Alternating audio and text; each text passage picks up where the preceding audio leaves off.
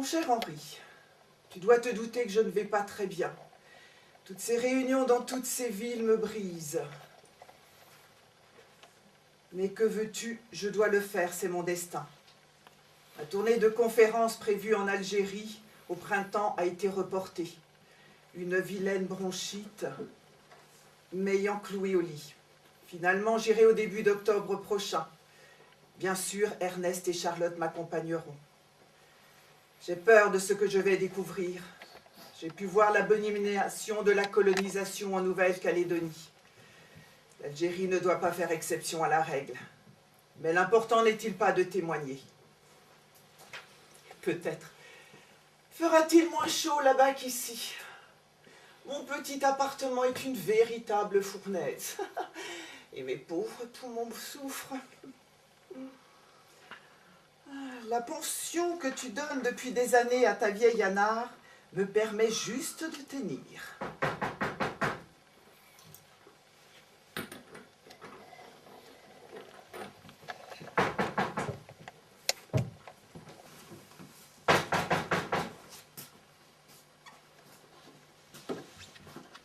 Bonjour madame, je suis la doctoresse Pelletier, je vous... Ah, entrez mademoiselle Pelletier, je vous attendais.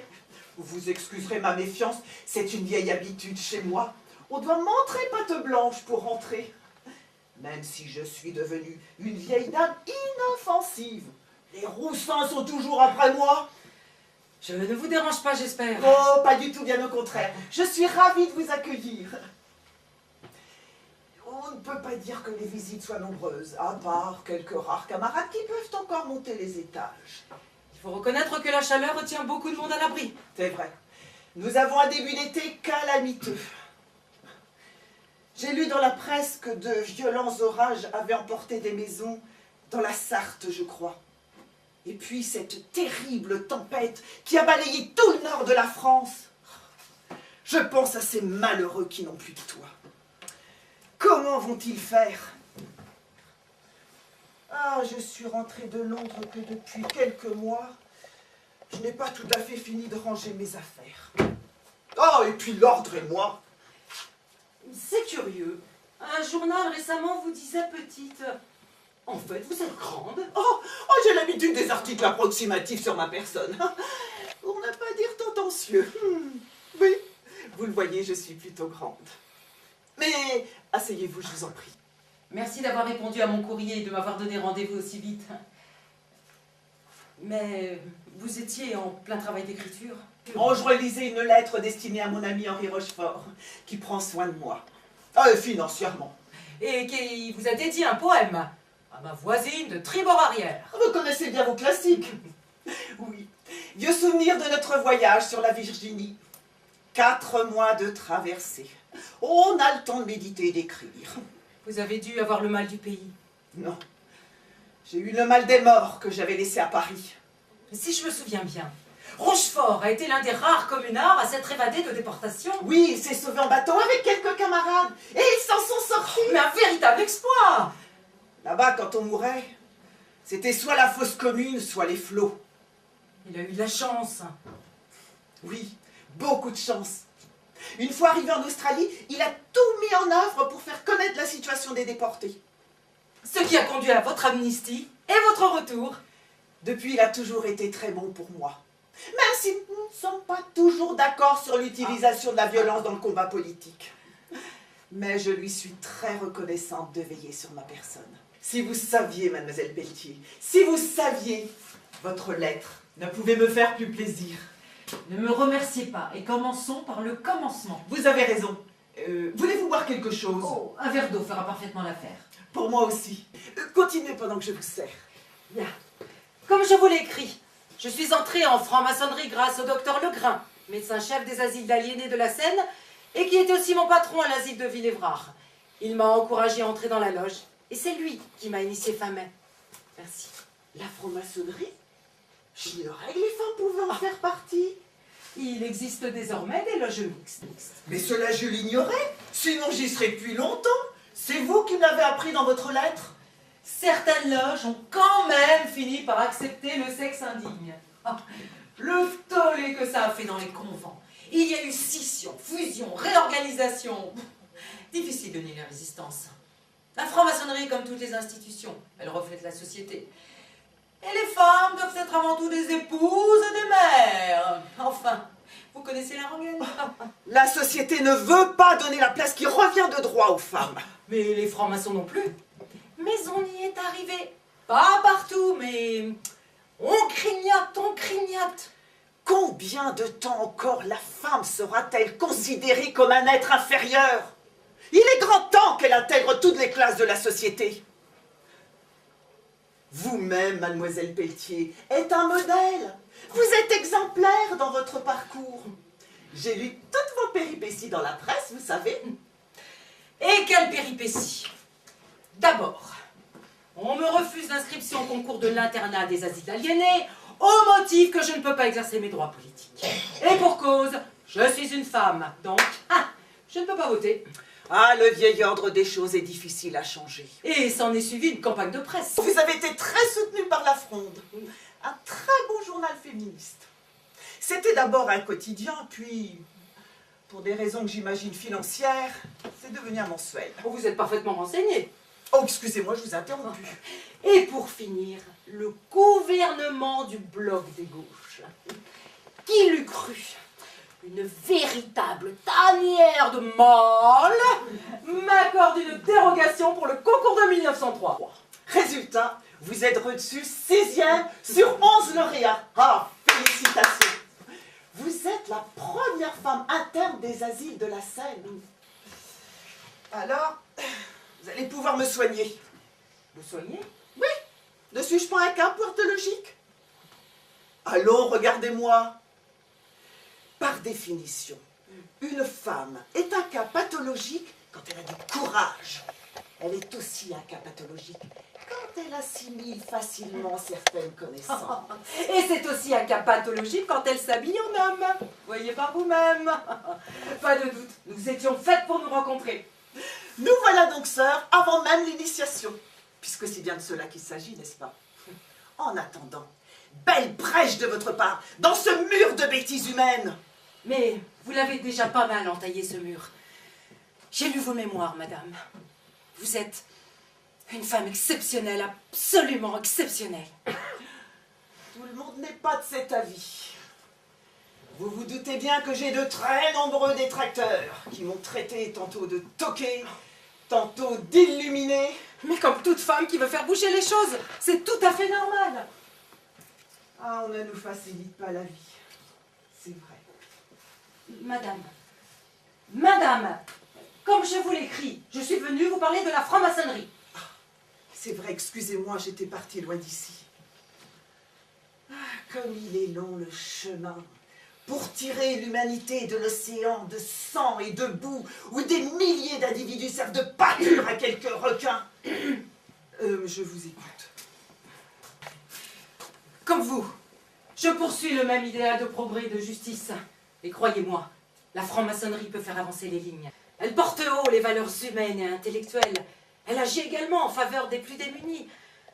Vous qui avez milité toute votre vie pour faire tomber les préjugés de toutes sortes, vous devriez être sensible à ces arguments. Toute ma vie, j'ai eu le sentiment très fort de la justice. J'ai toujours eu de la pitié pour tous ceux qui souffrent. Les hommes comme les bêtes, d'ailleurs. Je ne fais pas de distinction. Et tel que vous me voyez, à 74 ans, je n'ai pas changé. Cette fidélité vous honore. Assez raisonné, il faut m'en dire plus maintenant. Mademoiselle Pelletier. Oh, doctoresse Pelletier, s'il vous plaît. Ne me faites plus attendre, je vous écoute. Eh bien voilà, depuis le 27 mai dernier, j'appartiens à la grande loge symbolique écossaise mixte qui est d'orientation libertaire. D'orientation libertaire, dites-vous. Voilà qui me plaît. J'ai eu des discussions avec d'autres maçons de cette obédience. Ils vous connaissent, soutiennent vos idéaux et sont prêts à vous coopter. Et certains d'entre eux veulent même organiser une tenue solennelle et collective pour commémorer l'anniversaire de la commune. La commune. Ah, de si grands moments, joyeux et douloureux en même temps. Les bannières rouges et noires, les barricades. Et puis, la mitraille, les représailles, les poteaux des exécutions. Personne n'a oublié la semaine sanglante, madame. On ne devra jamais oublier. Jamais. Raison de plus pour célébrer avec nous cette grande et épouvantable période de notre histoire. Saviez-vous que nous mangions du chien et des rats? Oh! Oh, mais je vous rassure, nous les faisions cuire. Vos adversaires ont raison, hein, vous êtes vraiment terribles. Alors, vous voulez bien être des nôtres? Je le désire, depuis que j'ai vu les francs-maçons accrocher leurs bannières sur les remparts pendant la Commune. Mais regardez-moi. Regardez mon appartement. Vous avez vu où j'en suis? Je suis vieille, pauvre, malade. Ah, qui vous dit que les francs-maçons voudront de moi? Écoutez, vous permettez que je vous appelle par votre prénom? Bien entendu. Madeleine. Je vous l'ai dit, Louise. J'ai ta tête les reins. Et croyez-moi, je sais aussi convaincre. On vous attend. Et je veux être la femme qui a initié Louise Michel à la franc-maçonnerie. Ce sera mon titre de gloire. Vous ne pouvez pas me refuser cela. Oh, je vous ferai de la peine. Mais vous m'avez déjà fait de la peine. Et comment cela? Vos mémoires, Louise. Vos mémoires. Elles m'ont touchée au-delà de ce que vous ne pouvez imaginer. Moi, la dure à cuire. Moi, qui ai fait plier le Parlement. J'ai pleuré, vous m'entendez? J'ai pleuré. Mais ne le dites à personne, hein, je compte sur vous. Pensez à ma réputation. Promis, juré. Je ne dirai rien à personne. Promis, juré. Acceptez ma proposition, Louise. Vous êtes une héroïne, une véritable héroïne. Vous devez encore et toujours propager vos idées. Et puis de toute façon, je ne vous lâcherai pas comme ça. Mais vous avez raison. En tant qu'ancienne institutrice, je connais le devoir de transmission. Mais ce qui est absolument insensé, c'est que personne n'ait pensé à vous plus tôt. C'est un véritable scandale. C'est parce qu'on m'a oublié, Madeleine. Ou tout bonnement, parce qu'on me croit morte. Je crois que c'est plutôt ça, oui. On me croit morte. Allons, vous faites ça le comble à chaque conférence que vous donnez. Je fais peut-être ça le comble, on m'écoute même parfois avec attention. Alors vous voyez bien. Mais le lendemain, les gens reprennent le chemin du travail. Mais qu'est-ce que vous voulez? Il faut bien vivre. Oh, je sais bien. Et tout le monde sait que vous militez toujours en faveur de la révolution. Tout le monde? Tout le monde? Ah, j'en doute fort. Oh là, vous exagérez, Louise, hein? Ou alors vous cherchez à vous faire valoir. Non, ce n'est vraiment pas dans mon caractère. C'est la vérité, voilà tout. L'anarchie a plus d'adeptes que vous ne le pensez, Louise.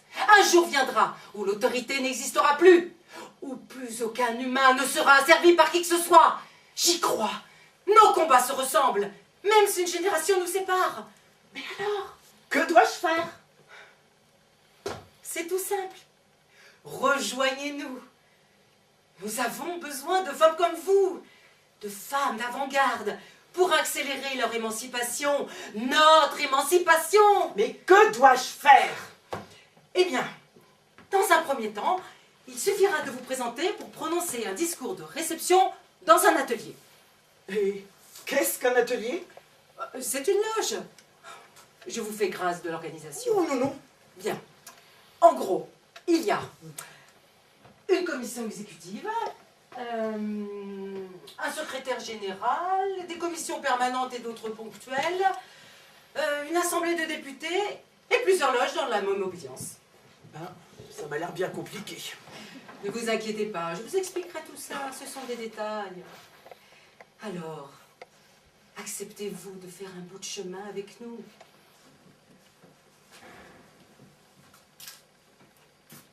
J'accepte, bien volontiers. Je me rallie à votre société. Oui, j'étais sûre que vous diriez oui. J'ai déjà tout prévu. Je vous invite à vous présenter le Vous aviez vraiment tout prévu.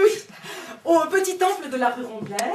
Vous serez reçu par le vénérable Malato de la loge Fraternité Universelle.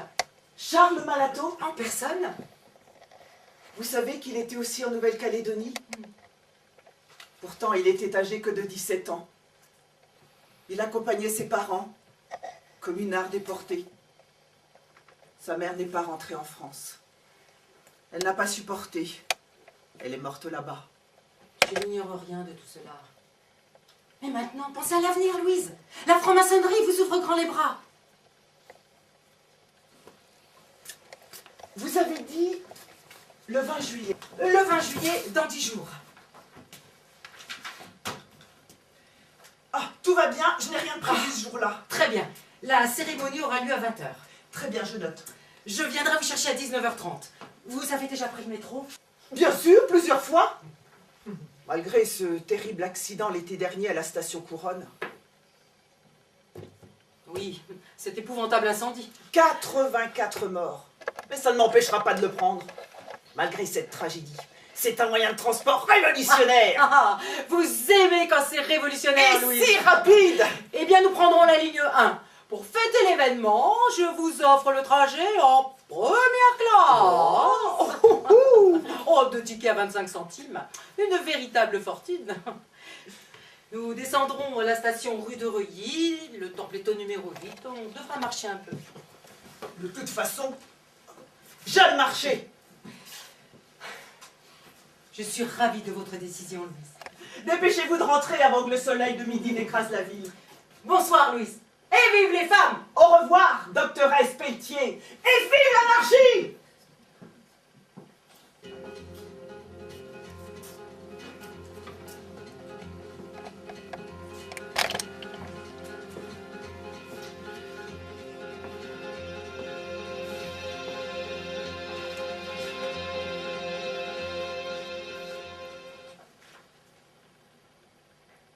Ma chère Louise, de mon appartement de la rue Saint-Jacques, J'ai remarqué une ville déserte durant tout l'après-midi.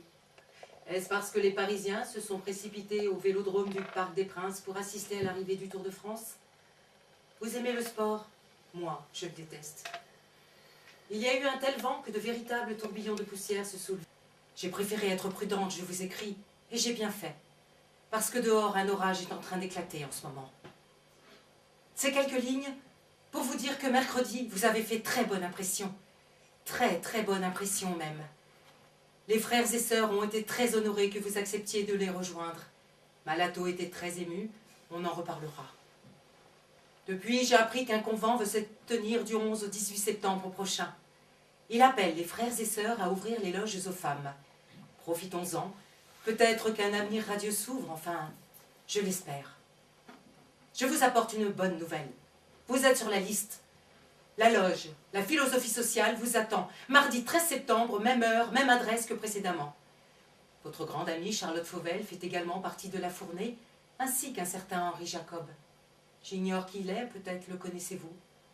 Ce jour-là, je ne viendrai pas vous chercher. Vous viendrez avec votre ami qui habite sous le même toit que vous, et puis de toute façon, vous savez où nous nous trouvons maintenant. Vous assisterez, pour la première fois de votre vie, à une tenue blanche. C'est ainsi qu'on appelle une réunion de quelques maçons recevant des profanes. Il n'y a aucune raison pour que vous ne soyez pas initiés. Vous êtes aimés et admirés. Voilà qui devrait vous détendre. Décidément, nous avons un bien vilain été. Dehors, l'orage est de plus en plus virulent. J'ai les nerfs en pelote. Au 13 septembre, donc. Bien à vous. Je relaterai votre cérémonie de réception dans le bulletin trimestriel de la Grande Loge.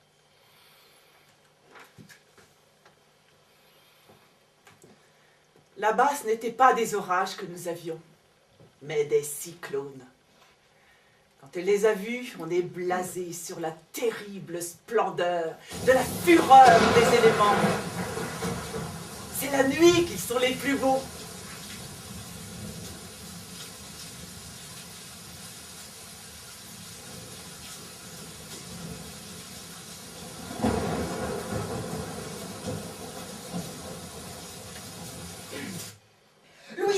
Louise, votre cérémonie de réception s'est très bien déroulée. Vous en êtes très bien sortie. Au feu roulant des questions, vous avez répondu d'une façon claire et sincère. Vous semblez fatiguée. J'espère que demain vous serez en forme pour prononcer votre discours sur le féminisme devant la loge d'Itoro. Ne vous inquiétez pas. Vous n'êtes pas la seule à maîtriser le sujet. Vous avez l'air contrarié. Oh, excusez-moi. Je pensais à ce frère hostile qui m'a demandé si je pouvais tuer des gens sous prétexte qu'ils ne pensent pas comme moi.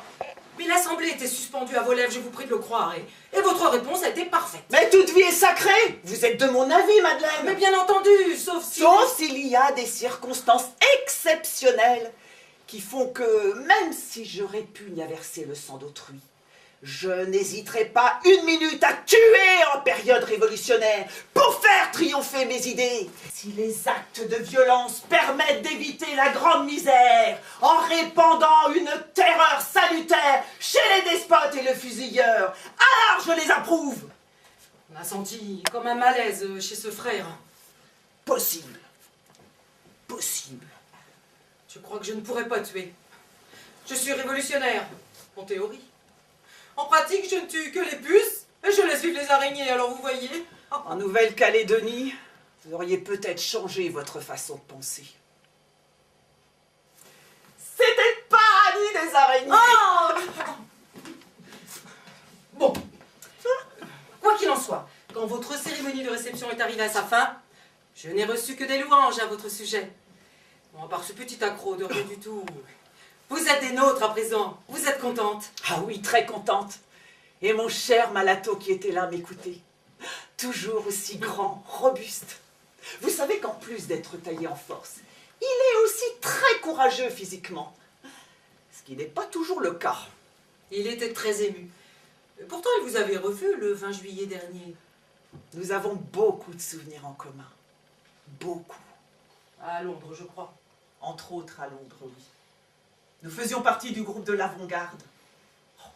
Je me souviens d'anecdotes très drôles quand les policiers français là-bas nous filaient.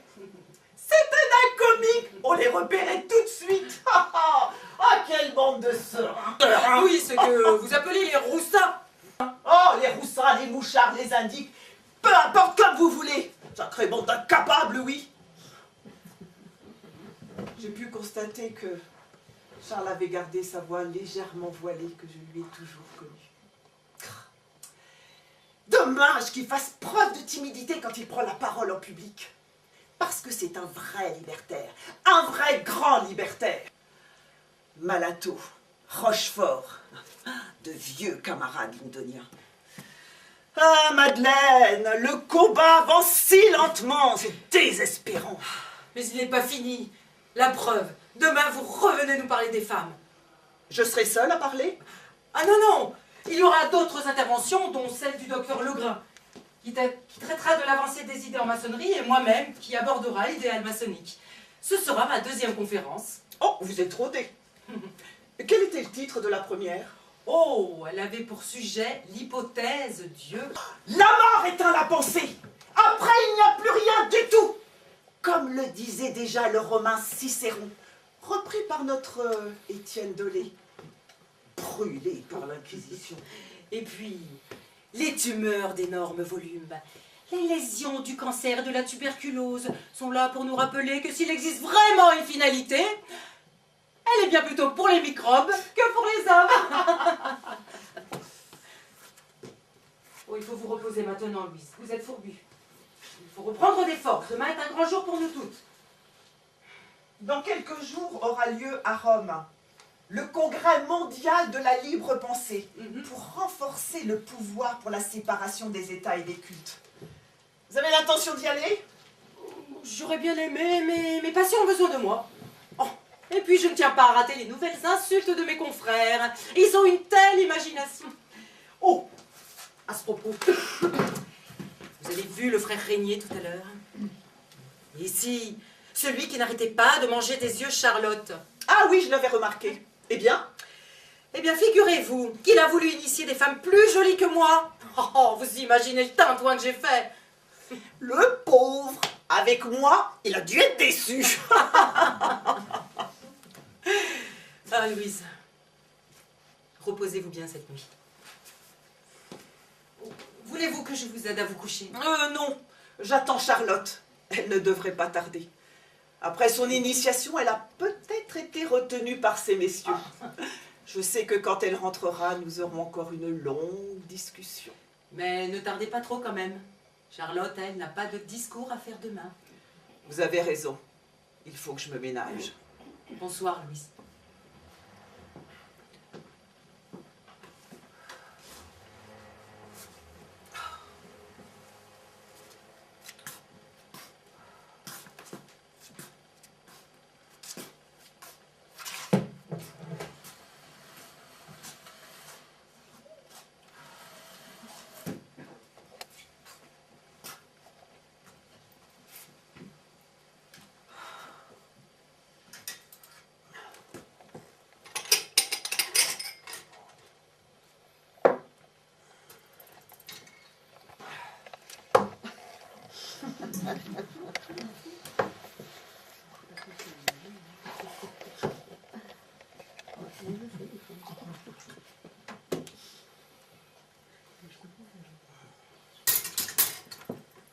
Louise, votre discours sur le féminisme a frappé les esprits. Vous avez été remarquable. Il devrait en faire réfléchir plus d'un. Ça a été un grand moment pour moi, je le reconnais. Pour l'Assemblée aussi, je l'espère. Mais nos idées doivent avancer. C'est la seule chose qui compte. J'ai beaucoup aimé votre expression. Le vieux monde craque de toutes parts.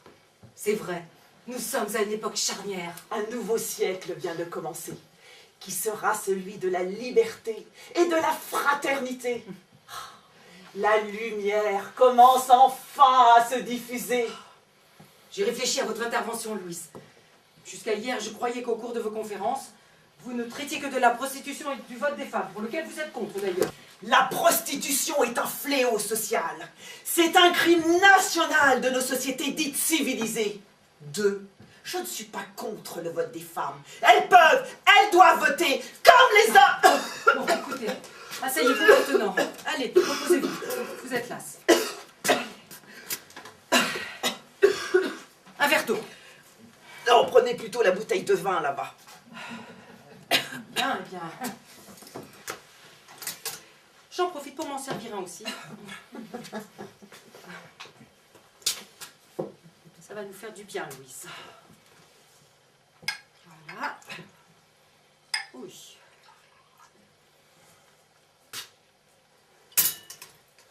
Tenez, prenez. Merci. On pourrait trinquer à notre initiation. Parfaitement d'accord. Buvons, buvons, buvons.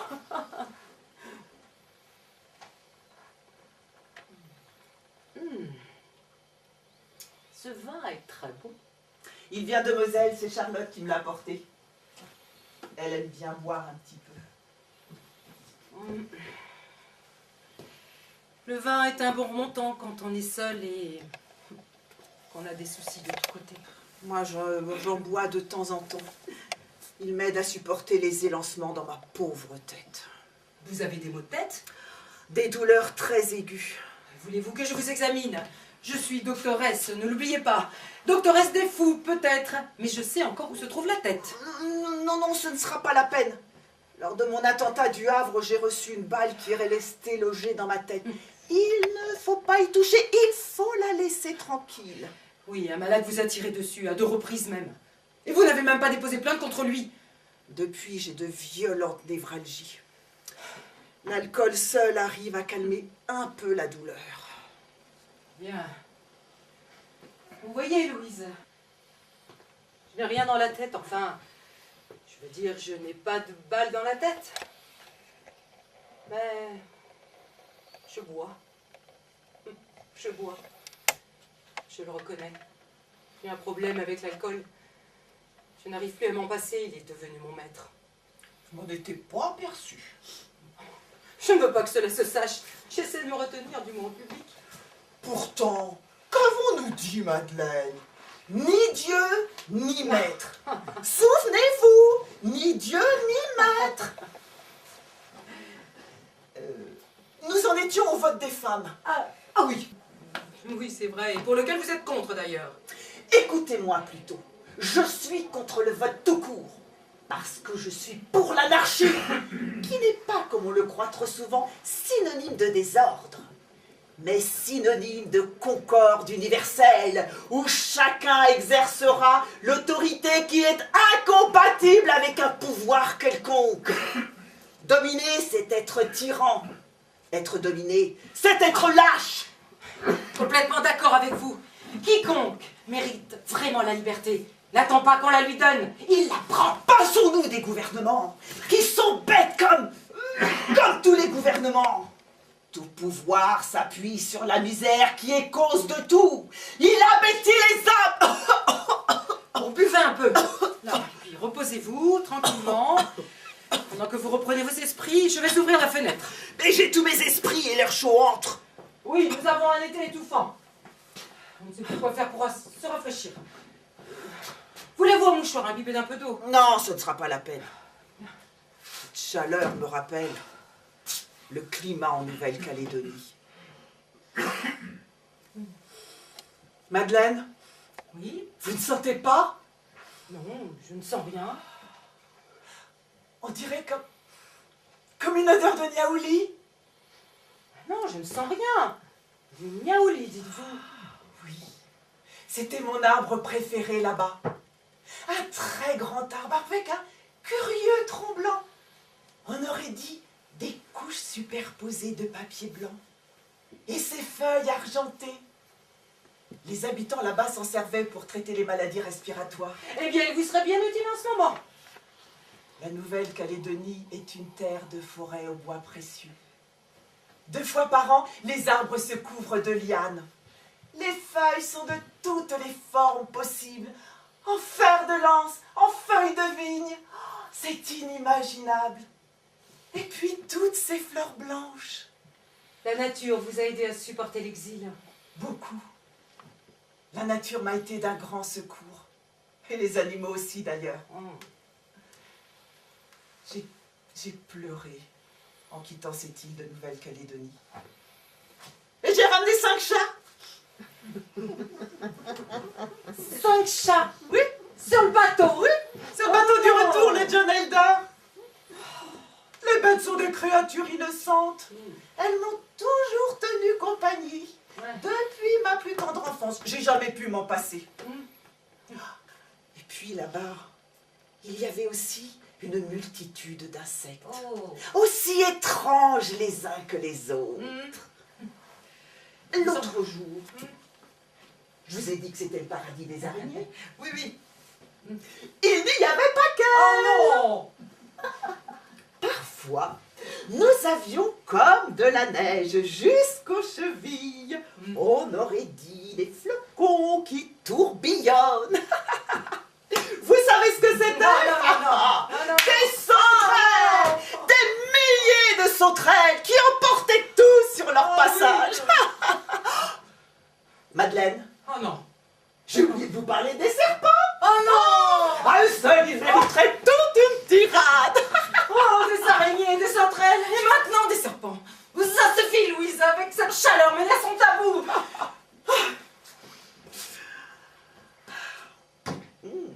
Bon, revenons-en à nos préoccupations. Vous parliez du pouvoir. Qu'est-ce que je disais? Ah oui, l'anarchie. L'anarchie est pour l'autorité de tous. Les richesses partagées. Peut-on voir de sang-froid le prolétaire souffrir de la faim pendant que d'autres se gorgent? On ne doit pas laisser les cochons s'engraisser. La justice m'est odieuse. Mais les femmes aussi doivent avoir droit à la parole. Mais bien entendu, mais j'ai toujours défendu l'égalité des femmes. Je suis pour leur émancipation, mais je suis aussi pour l'émancipation de l'homme. Une émancipation totale. Et que sais-je encore? Ce n'est tout de même pas difficile à comprendre tout de même, non? Il faut croire que si. Vous nous en sommes. La guerre des sexes serait une erreur. Les hommes et les femmes doivent marcher main dans la main. Il n'y a pas la femme contre l'homme. Il y a l'humanité tout entière qui fait un Ou une. J'ai commis une erreur d'appréciation à votre sujet, Louise. J'ai sous-estimé votre rapport à la lutte des femmes. Mon engagement est pourtant très simple. Les femmes représentent la moitié de l'humanité. Au nom de quoi cette moitié serait-elle reléguée à sa supposée incapacité? Vous savez, lorsque je donne des conférences, les 3/4 de l'assistance quittent la salle. On me traite de sale femelle, abcès purulent. Le plus souvent, ce sont des femmes qui m'insultent. Le féminisme n'est pas pour demain, Louise. Le jour où les femmes voteront, nous serons morts toutes les deux. Allons, pas de défaitisme. On paraissait un peu démoralisé. C'est vrai qu'en ce moment, je me sens vide, complètement vide. Je viens de passer un nouvel été de solitude. J'ai 30 ans, je travaille beaucoup. Oh, trop peut-être. Vous êtes surmené, voilà tout. La révolution fatigue. Regardez l'état dans lequel elle m'a mise. Louise, vous avez connu des hommes.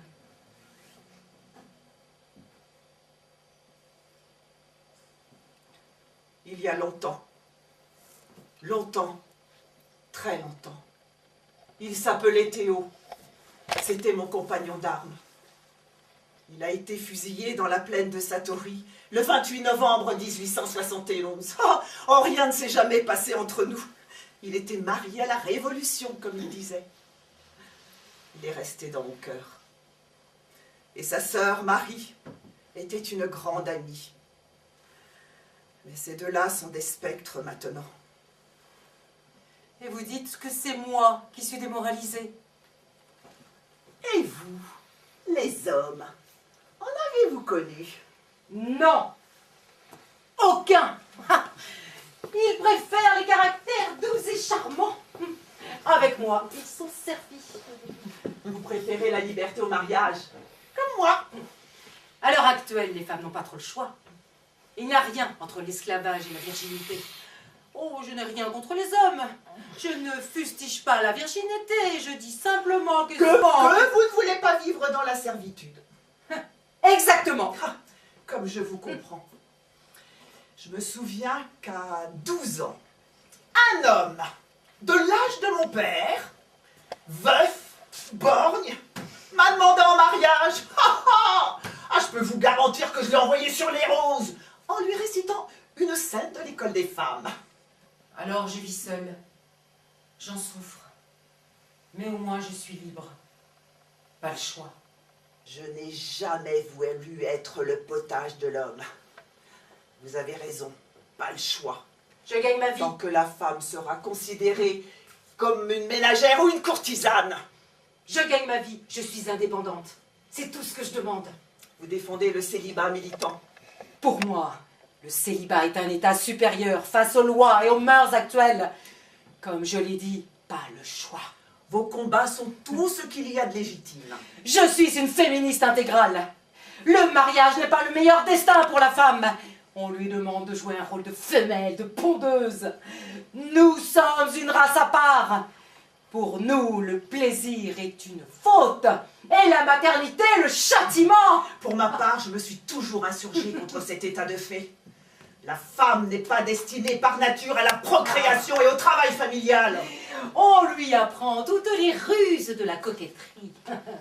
Comme si j'allais montrer mes seins, moi. Je montrerai les miens le jour où les hommes porteront un pantalon spécial, découvrant leur... Enfin, vous voyez ce que je veux dire. Oh, tout à fait. Égalité dans tous les domaines. À tel point, je suis favorable pour le service militaire des hommes, alors vous voyez, et des femmes. Et pourquoi pas? Pendant la Révolution, pendant la Commune, les femmes ont porté les armes. Elles étaient en première ligne pour défendre la liberté. Sur la barricade de la rue Blanche, on les appelait les pétroleuses. Louise et les pétroleuses. De quoi écrire une pièce de théâtre. Ah, j'en souris maintenant. Mais la cruauté de la répression ne s'effacera jamais. Et comment ce sentiment de révolte vous est-il venu? Depuis que je suis toute petite, j'ai toujours été révoltée. Aussi loin que remontent mes souvenirs, j'ai toujours voulu redistribuer les richesses accaparées par quelques grands rapaces. Moi aussi, depuis toute petite, je me rebelle. C'est dans ma nature. Nous sommes pareils. Sauf que vous avez commencé votre vie avec une mère aimante. Marianne, ah chère et brave femme, elle m'a toujours soutenue, toujours. Même si je lui en ai causé des tracas. La mienne de mère a été dure avec moi. Pas d'affection à la maison. Oh, elle était intelligente, mais sans tendresse. Elle a eu 12 enfants, Louise. Vous vous rendez compte? Elle a connu 12 grossesses. Voilà pourquoi je milite pour le droit à l'avortement et la maternité désirée. 12 enfants? Mais où est la liberté là-dedans? Mais la famille, quelle plaie! Je le vois bien autour de moi. La famille empêche le progrès. Tout le monde tourne en rond dans le même cercle d'idées comme un cheval de manège.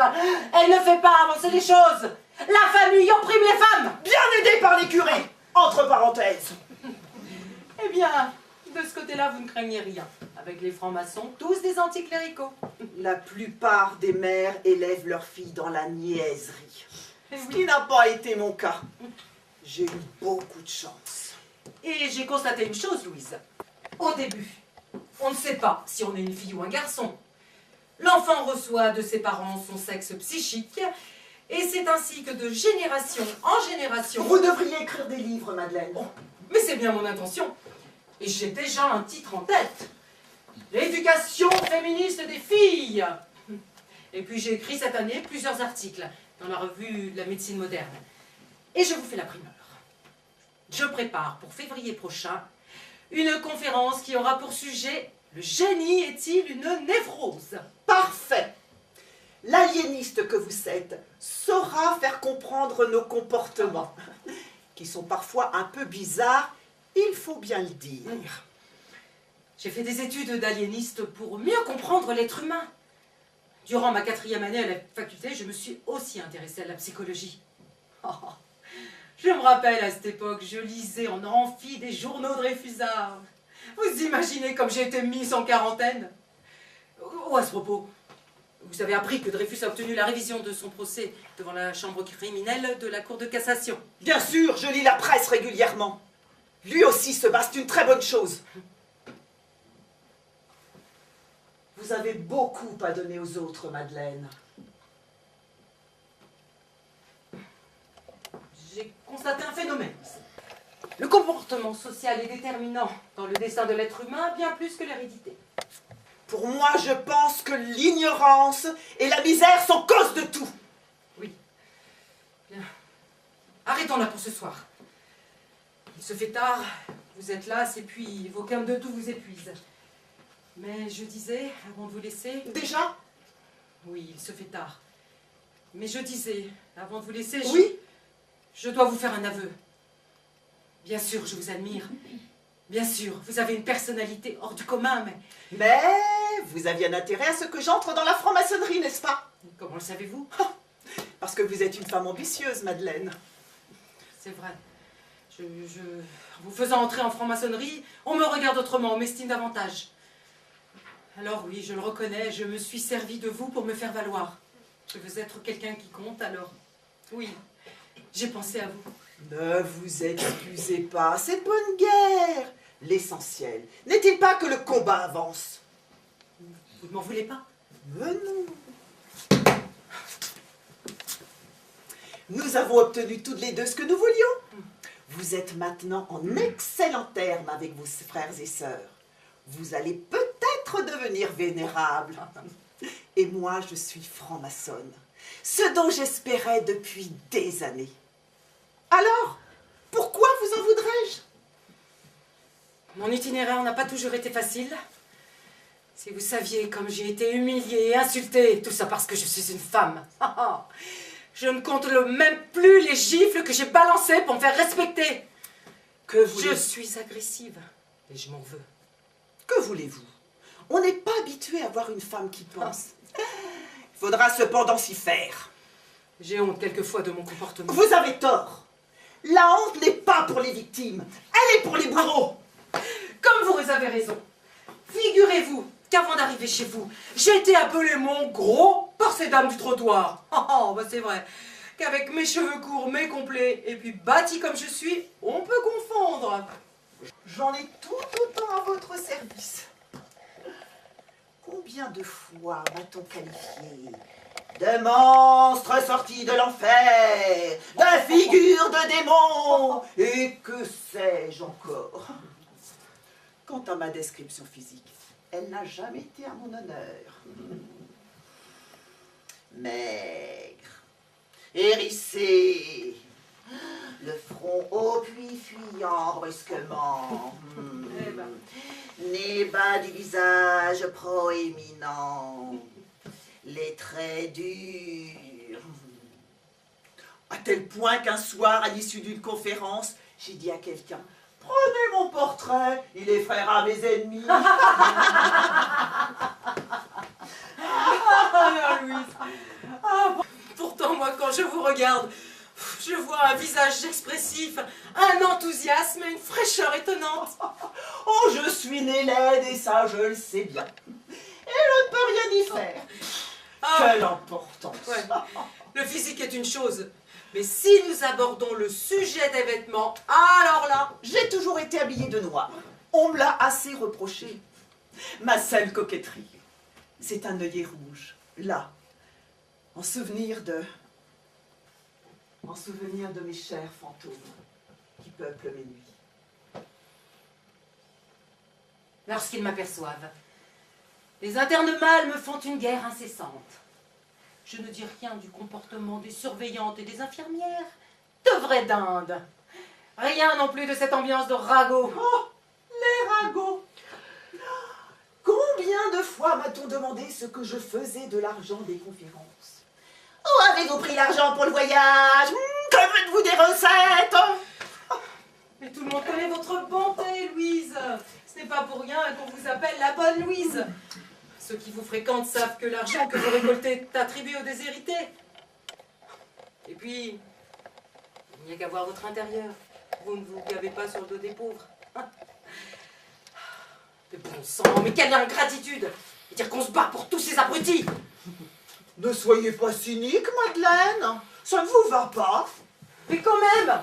On fait la révolution pour le bonheur des gens. Et tout ce qu'on récolte, c'est du malheur. Vous y comprenez quelque chose, vous?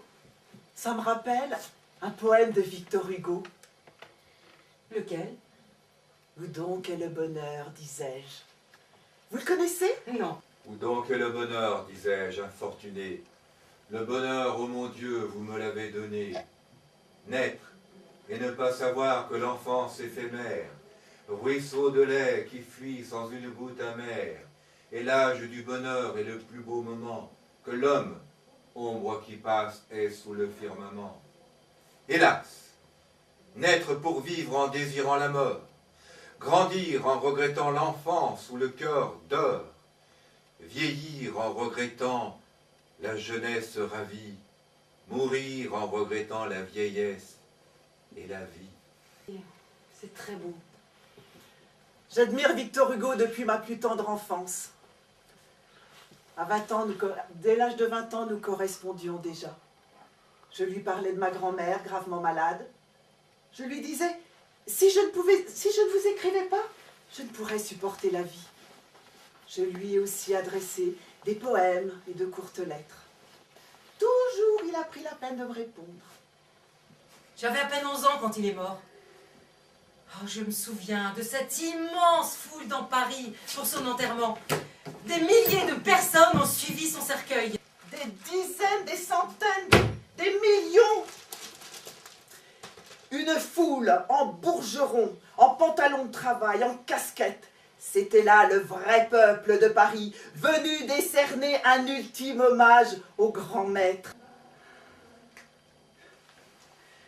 Les larmes me montent aux yeux, même si depuis 20 ans ont passé. Avez-vous lu Les Misérables, Madeleine? Ah non? Il faut le lire! Toute l'humanité contenue dans cet ouvrage. Dans 100 ans, on se demandera comment des hommes et des femmes ont pu vivre de façon aussi indigente. Pensez! Les hommes et les femmes auront atteint un âge d'or où tendresse et compréhension seront le principe même. Vous l'avez déjà rencontré? Oui, une fois, mais ce n'est pas un très bon souvenir. Il s'est montré... Il s'est montré... entreprenant. Oh, mais je l'ai vite arrêté dans son élan. N'empêche, c'est un très grand homme. Je n'oublierai jamais qu'il a défendu la commune, qu'il s'est exilé, qu'il a soutenu les souffrances du peuple. Cela seul compte. Vous êtes trop modeste, Louise. Vous oubliez de dire qu'il a dédié un poème en votre honneur le lendemain de votre procès, après la commune. Viro-major. Plus grande qu'un homme. Ayant vu le massacre immense, le combat, le peuple sur sa croix, Paris sur son grabat, la pitié formidable était dans tes paroles. Tu faisais ce que font les grandes âmes folles, et, las de lutter, de rêver, de souffrir, tu disais « J'ai tué parce que tu voulais mourir ». Tu mentais contre toi, terrible et surhumaine. C'est lui aussi qui nomma l'année 1871, l'année terrible. Et elle le fut terrible cette année. J'espère, Madeleine, que vous ne connaîtrez jamais la guerre. L'horreur y est à son paroxysme. Mais quand même, vous avez été heureuse au moins une fois dans votre vie. Ah, le bonheur! N'est-il pas un rameau si fragile qu'on le brise toujours en s'y reposant? Eh bien, dites-moi, je comprends pourquoi Victor Hugo a toujours répondu à vos billets.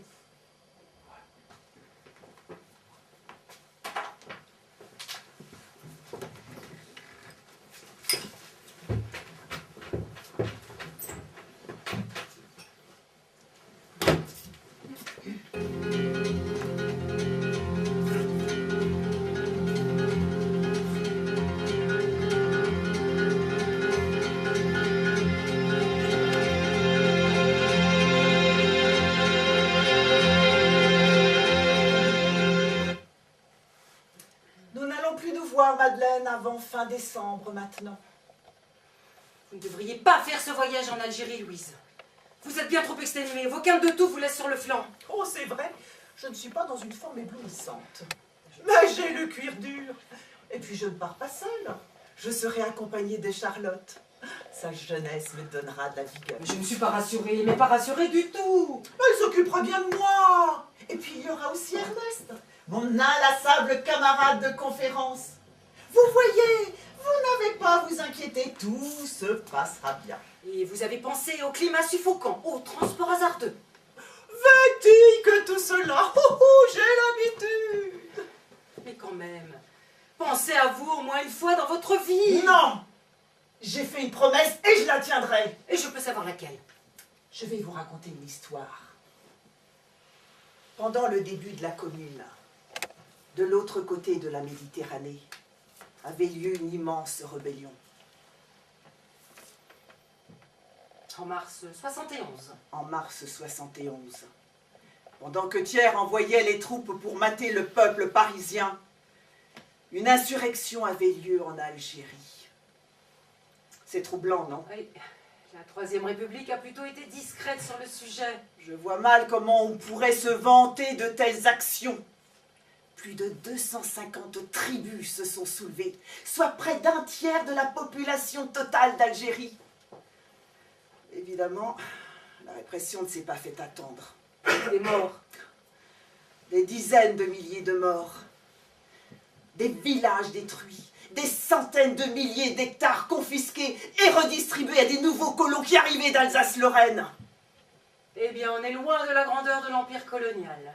Et ceux qui furent pris vivants furent déportés à Cayenne et en Nouvelle-Calédonie. À Nouméa, ceux-là, on les appelait les Arabes du Pacifique. Je leur ai promis que je les reverrais un jour. Eh bien, je comprends maintenant pourquoi vous tenez tant à ce voyage. Et connaissez-vous, Madeleine, l'infamie suprême qu'on leur a fait subir?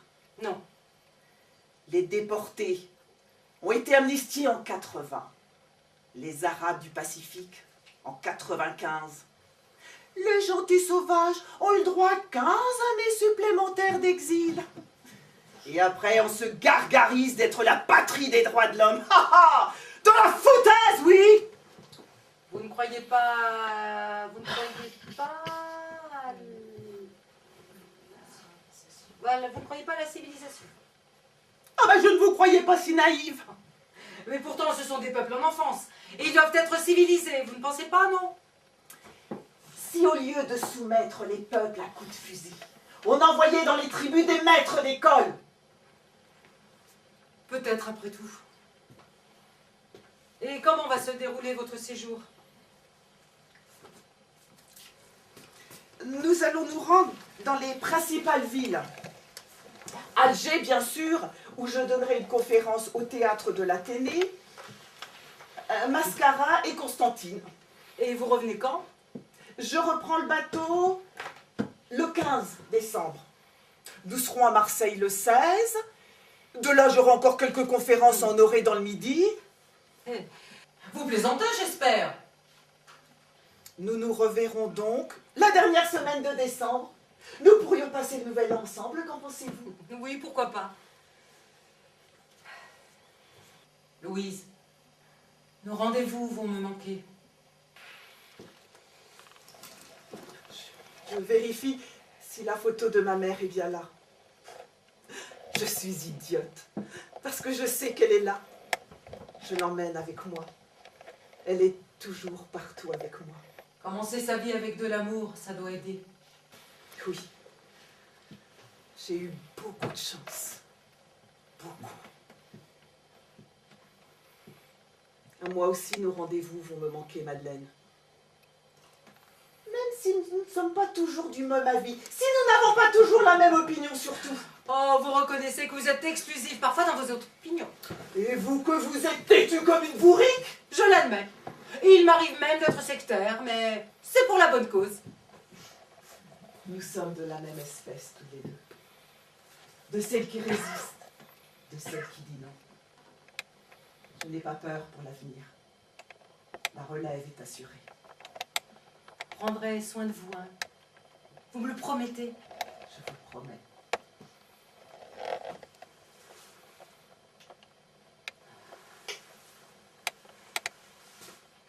Alors, je vous souhaite un bon voyage. Attendez. Oui. À mon tour de vous demander de tenir une promesse. Tout ce que vous voudrez, entre sœurs. Promettez-moi, Madeleine. Promettez-moi de vous battre. Toujours, encore et toujours, pour l'égalité de tous. Je dis bien, de tous. Je vous le promets, oui. Louise, oui, je vous le promets. Je vous en fais le serment. Je jetterai toutes mes forces dans ce combat. Je suis taillée pour la lutte politique. J'y parviendrai. Portez avec vous ce bouquet, Madeleine, en souvenir de moi. S'il reste là, il se fanera en mon absence. Et promettez-moi aussi, Deux promesses alors. ne laissez jamais se flétrir d'œillets rouges. Je vous le promets. N'oubliez pas, Madeleine, tous doivent prendre part au même banquet, je dis bien, tous. Peu de temps après son retour d'Algérie, Louise Michel meurt à Marseille le 9 janvier 1905. Son corps est ramené à Paris, puis au cimetière de Levallois-Perret. L'héroïne de la commune repose à côté de sa mère, dans une tombe non loin de celle de Théophile Ferré, son grand amour. C'était son vœu le plus cher. Inculpée pour avortement à la fin de sa vie, Madeleine Pelletier n'est pas incarcérée en raison de son état de santé très détérioré. Un non-lieu est prononcé, ne sera pas poursuivi. Enfermée à l'asile de Perret-Vaucluse, elle meurt le 29 décembre 1939 dans une solitude totale. Celle qui fut anarchiste, socialiste, communiste, une des premières à se rendre dans la Russie de Lénine en 1921, meurt oubliée de tous. Gémissons, gémissons, gémissons. Espérons, espérons, espérons. Quand nous chanterons le temps des cerises, et gai rossignols et merles moqueurs seront tous en fête.